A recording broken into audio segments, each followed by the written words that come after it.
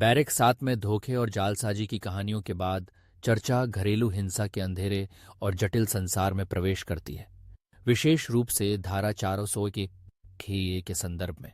रेखा, एक युवा महिला जिसने अपने ससुराल वालों द्वारा यातना सही, ने अपनी कहानी शुरू की। उन्होंने मेरे साथ गुलाम जैसा व्यवहार किया, उसने कांपती आवाज में कहा, और किसी ने मेरा विश्वास नहीं किया। रेखा ने बताया कि कैसे उसे दहेज के लिए लगातार प्रताड़ित किया गया, मानसिक और शारीरिक रूप से प्रताड़ित किया गया और समाज द्वारा अकेला छोड़ दिया गया। उसने बताया कि कैसे कानून और पुलिस ने उसे विफल कर दिया।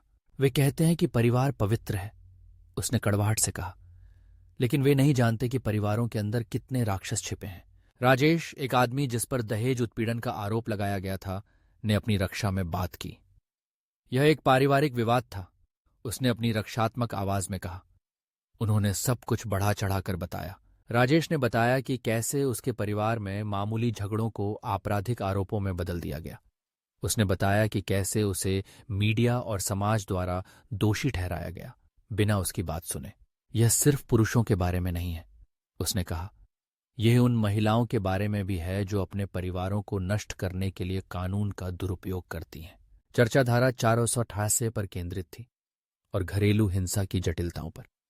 उन्होंने पारिवारिक गतिशीलता की अधिक सूक्ष्म समझ की आवश्यकता पर बहस की। हमें यह समझना होगा कि घरेलू हिंसा सिर्फ शारीरिक हिंसा नहीं है, एक कैदी सविता ने कहा। यह मानसिक, भावनात्मक और आर्थिक हिंसा भी है। चर्चा मध्यस्थता और परामर्श की भूमिका की ओर मुड़ी।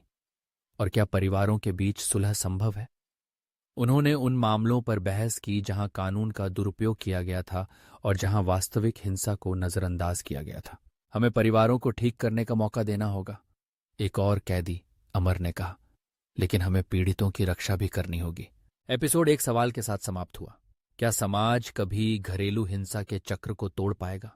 क्या कानून कभी उन लोगों की रक्षा कर पाएगा जो अपने घरों में ही सुरक्षित नहीं है?